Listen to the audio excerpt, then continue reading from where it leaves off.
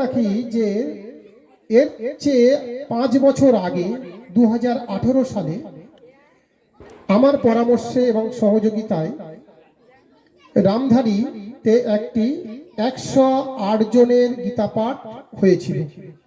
সেখানে পৌরোহিত্য করেছিলেন মাননীয় শ্রী খুশিলাল চক্রবর্তী মহাশয়, তাই না? আর সহযোগী করেছিলেন আমার নিত্যবাবু, আমার খুবই প্রিয় মানুষ, সারাদিন সমাজের কাজ করার চেষ্টা করে, সনাতন ধর্ম রক্ষার জন্য চেষ্টা করে। তো 5 বছর আগে আমরা শুরু করেছিলাম। আজ আরো সবাই হয়তো কোথাও 500, কোথাও 1000 করে করে করে করে এক জায়গায় 1 লক্ষ জায়গায় সেই কনসেপ্টটা সম্পূর্ণ মাত্রায় তৈরি হয়েছে। তার জন্য আমরা সবাইকে অসংখ্য অসংখ্য ধন্যবাদ জানাই।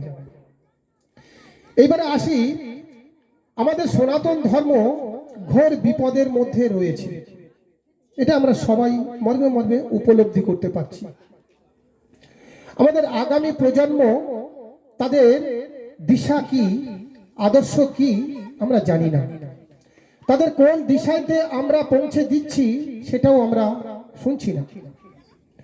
আমাদের আগামী প্রজন্ম 20 বছর 50 বছর পরে কি দুরবস্থার মধ্যে থাকবে সেটা আমরা অনুভব করছি না। না করার জন্য আমাদের মনে যা কিছু মনে আসে সেই রকম ধরনের একটা করে অনুষ্ঠান করি, যে যেমন মনে করে যা খুশি করে করছে। তার আগে একটা আমি বলে রাখি, সে কারণে গীতা 1 লক্ষ কণ্ঠে গীতা পাঠ একটা যুগোপযোগী সিদ্ধান্ত। ওখান থেকে একটা বার্তা দিয়েছে, হরে কৃষ্ণ হরে হরে, গীতা পাঠ ঘরে ঘরে। আমিও সেটাকে সর্বতভাবে সমর্থন করে আমি আমাদের সনাতনী আশ্রমের পক্ষ থেকে ওই ব্রিগেড ময়দানে একটা আমরা স্লোগান করেছিলাম এবং আন্দোলন করেছিলাম, যার নাম হচ্ছে হরিবাসরে গীতার বাণী রক্ষা হবে সনাতনী। কেন, আবার ভালো করে শুনুন, হরিবাসরে গীতার বাণী রক্ষা হবে সনাতনী। কেন? আপনারা জানেন যে এই গ্রাম বাংলায় যে হরিবাসর গুলো হয়, সেখানে আমাদের সমাজের কোনো চরিত্র তৈরি করা হয় না। সেখানে অশ্লীল আনন্দ করার জন্য আমরা সেই কীর্তনীয়দের আবেদন আমি টাকা দিয়ে, যারা আমাদের মনের তামসিক ভাবনাটাকে উদ্রেক করে, ডিজের তালে তালে নাচায়, রাধে রাধে জপা করো বলে যাবতীয় এইসব জাতীয় গাজন গানের সুরে নাচায়। যেখানে আবেগ আছে, যেখানে এই তামসিকতা আছে, সেখানে আত্মমর্যাদা নেই, সেখানে আত্মসংযম নেই। যেখানে আত্মসংযম নেই, সেখানে আগামী দিনের ভবিষ্যৎ তৈরি করার পরিকল্পনা নেই। এই যে প্রাণায়াম করাচ্ছিলেন, যোগ করাচ্ছিলেন না, প্রাণায়ামের যে ভাষ্যটা দিচ্ছিলেন, ওটাই ব্রহ্ম পাওয়ার একমাত্র পথ। নির্জনে নির্বিত ভাবে সুন্দর পরিস্থিতি, যেখানে বলেছেন গীতাতে যে একটা প্রদীপের শিখা নিষ্কম্প ভাবে যেমন জ্বলে, তোমার হৃদয়টাকে তেমন ভাবে নিষ্কম্প করতে হবে, তাহলে তুমি ব্রহ্মকে জানতে পারবে। আমরা কোনো জায়গায় এই চর্চা করি না। এ কারণেই আমাদের সনাতন ধর্মের অধঃপতন। আমাদের যেখানে আবেগ, যেখানে তামাশা, যেখানে তামসিকতা, সেখানে আমাদের মন যেতে চায়। আমাদের লক্ষ লক্ষ কোটি কোটি টাকা সেই পথে আমরা খরচ করি, সনাতন ধর্ম রক্ষার জন্য করি না। সনাতন ধর্ম রক্ষা করার জন্য আমাদের সেই আবেগকে বুকে হাত চেপে যেমন রক্ষা করতে হবে, যেমন আমাদের যৌবন বয়সে আমি সন্তানদেরকে যেমন শেখাই যে দেখো মা, তোমার কাছে যদি কোনো ছেলে আসে, তুমি কিন্তু ধৈর্য ধরে সেটাকে কন্ট্রোল করার চেষ্টা করবে, বলি না? ছেলেদেরকেও বলি না? বলি তো। তেমনি আমাদের জীবনে, প্রত্যেকের জীবনে আবেগ আছে, আমারও আছে। আমার কাছে যখন সেই আবেগ আসে, তখন বুকে হাত চেপে শক্ত করে ধরে রাখি, ওটা তোমার কর্ম নয়। মনকে উত্থিত করো, উচ্চ জায়গায় নিয়ে যাও। শক্তিশালী করো, মনকে শক্তিশালী করো, হৃদয়কে শক্তিশালী করো, এমন সিদ্ধান্ত নাও যে আগামী প্রজন্ম আমাদের সমাজ সনাতন ধর্ম বিশ্ব সভায় শ্রেষ্ঠ আসন গ্রহণ করবে। শুধু মুখে বললে হবে না, সত্যি সত্যি করাতে হবে। তার জন্য চাই আত্মসংযম, ইন্দ্রিয় সংযম। আজ আমাদের যে সনাতনী আশ্রম, যেটা দুর্গা পুজো নিয়ে যে অশ্লীল পুজো করাগুলো হচ্ছে, তার বিরুদ্ধে কলকাতার কলেজ স্ট্রিটে আমরা আন্দোলন করেছি।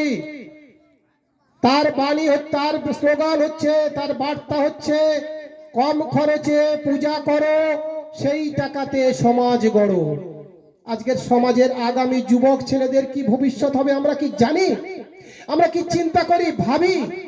আজকের আমার গ্রামের ছেলেরা কোন শিক্ষা পাচ্ছে আমরা কি কোনোদিন চিন্তা করেছি? তাদের কি ভালো পথে নিয়ে যাওয়ার জন্য চেষ্টা করেছি কেউ? আজকে জয়ন্ত বাবু ক্ষুদ্র হলেও তিনি করেছেন, চেষ্টা করছেন।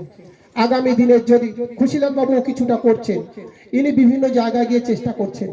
আমরা যদি সবাই সঠিক ভাবনা দিয়ে চিন্তা করে আমাদের আগামী সন্তানদেরকে সঠিক পথ, সঠিক শিক্ষা দেওয়ার জন্য প্রয়োজনীয় কাজ করি, ধর্মীয় আচরণ করি, তাহলে আমাদের সনাতন ধর্ম রক্ষা হবে, নয়তো বা না।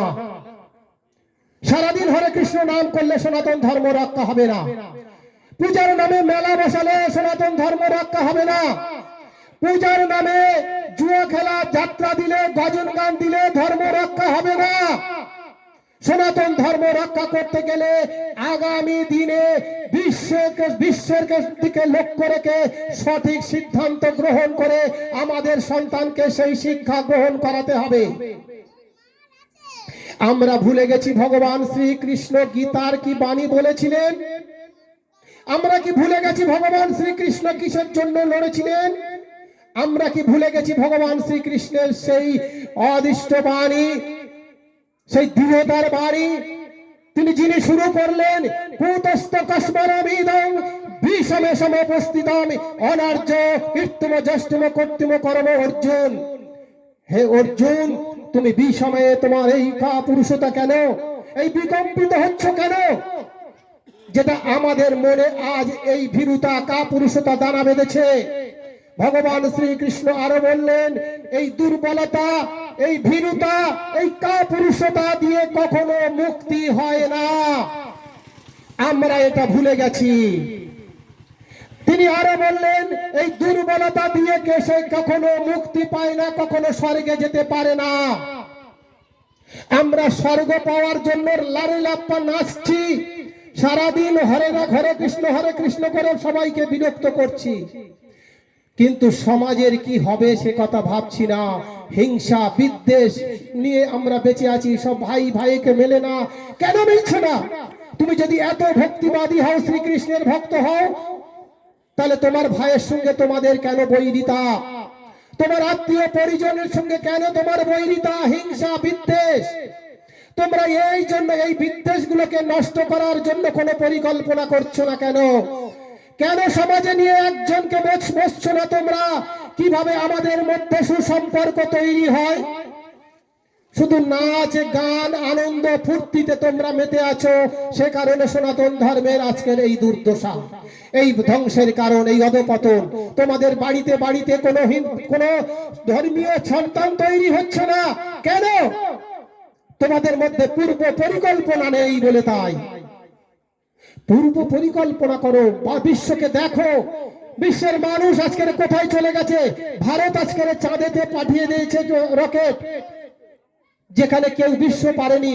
আর আমরা আজকের শুধুমাত্র অপ্র্যাকটিস করছি। যেগুলো করা নয় সেইগুলোই আমরা অভ্যাস করছি, আমরা শিখি না। সে কারণে আমার সনাতনী আশ্রম প্রত্যেকটি সমাজ ব্যবস্থাকে আঙুল দেখিয়ে দেখিয়ে তুলে দেবে, দেখিয়ে দেবে তাদের ভুল ত্রুটি। এবং আমিও করে দেখাবো যে না, যদি সৎ উদ্দেশ্য থাকে, সনাতন ধর্মের প্রতি সত্যিকারে যদি ভালোবাসা থাকে, তাদের রক্ষা করার যদি প্রয়োজন মনে হয়, রক্ষা করার যদি ইচ্ছা থাকে, তাহলে করা যায়। যে কারণে আজ 6 বছর ধরে আমরা দুর্গাপুজো যারা নিষ্ঠা সাত্বিক ভাবে করছে, কম খরচে করছে, তাদেরকে আমরা প্রতি বছর কলকাতার মহাজাতি সদনে মৌলালী যুব কেন্দ্রে, ভারত সভা হলে, মহাবোধি সোসাইটিতে আমরা বিভিন্ন অনুষ্ঠান করে তাদেরকে উৎসাহিত করছি যে পুজোগুলো তোমরা ছোট করে করো, সেই টাকাতে সমাজের মানুষের, সমাজের সন্তানদেরকে সুশিক্ষা দেওয়ার জন্য চেষ্টা করো। আগামী দিনে সরস্বতী পূজা আসছে, সেই সরস্বতী পূজাকে আমরা দেখেছি আমাদের সন্তানরা সরস্বতী পূজা করে প্রসাদ খেয়ে কি করে, ছেলেরা আর মেয়েরা হাত ধরাধরি করে বেড়াতে যায়, আড্ডা মারতে যায়, তাই তো বাবারা? তারা কিভাবে সুসন্তান হবে আপনারা তো কোনোদিন চিন্তা করেননি। এত বড় বড় আশ্রম রয়েছে, এত বড় বড় মহারাজ রয়েছে, তারা কখনো ভাবেনি যেটা সনাতনী আশ্রম ভেবেছে। আমরা আগামী বছর, এবছরে সার্থক সরস্বতী পুজো সম্মান দেব। অর্থাৎ যে সরস্বতী পূজা কমিটি সরস্বতী পূজার দিন এবং পরের দিন শিক্ষা চর্চার কেন্দ্র হিসাবে সেই মণ্ডপে কুইজ প্রতিযোগিতা দেবে এবং বক্তৃতা প্রতিযোগিতা দেওয়ার মধ্যে থেকে তাদের মধ্যে শিক্ষার চর্চা তৈরি করবে, সেই শক্তি তৈরি করবে, সেই জ্ঞান তৈরি করবে, তাদেরকে আমরা সার্থক সরস্বতী পূজা সম্মান দেব। আজকে আমরা 100 পুজো কমিটিকে টার্গেট করেছি। শুধু দক্ষিণ 24 পরগনা নয়, উত্তর 24 পরগনা, কলকাতা, হাওড়া, হুগলি, মিদনাপুর, তারপরে নদিয়া, দার্জিলিং এবং মালদা এবং মুর্শিদাবাদ, পুরুলিয়া, এই কটি জেলা থেকে আমরা 100 পুজো কমিটিকে আমরা পুরস্কৃত করব আগামী 25শে ফেব্রুয়ারি। তাই সমস্ত বন্ধুগণ যারা সনাতন ধর্মকে রক্ষা করতে চাও, তাহলে তোমাদের এলাকার এই সরস্বতী পুজো কমিটিগুলোকে সুশিক্ষায় শিক্ষিত করো। আমাদের বার্তা, সরস্বতী পূজার মণ্ডপ হয়ে উঠুক শিক্ষাঙ্গন। এই শিক্ষা ছাড়া সনাতন ধর্ম রক্ষা পেতে পারে না। আমাদের যুব সমাজকে সঠিক শিক্ষা দিতে হবে, বিজ্ঞান শিক্ষা দিতে হবে, আধুনিক শিক্ষা দিতে হবে, প্রযুক্তিগত শিক্ষা দিতে হবে। আমার ভগবান শ্রীকৃষ্ণ সেই শিক্ষা দিয়ে গিয়েছিলেন। ভাগবতে ভগবান শ্রীকৃষ্ণ 64 কলা শিক্ষা 64 দিনে করেছিলেন। সেই 64 কলা শিক্ষা যদি আমার সন্তানদের দেওয়া যেতে পারে, তাহলে আমাদের সনাতন ধর্ম আগামী দিনে রক্ষা হবে, নতুবা হবে না। নাচলে হবে না, গাইলে হবে না, কাঁদলে হবে না। এটাই হচ্ছে সনাতন ধর্মের, আমাদের সনাতনী আশ্রমের বার্তা। সুতরাং সময় হয়ে গেছে। যিনি এই যজ্ঞের আয়োজন করেছেন মাননীয় শ্রী জয়ন্ত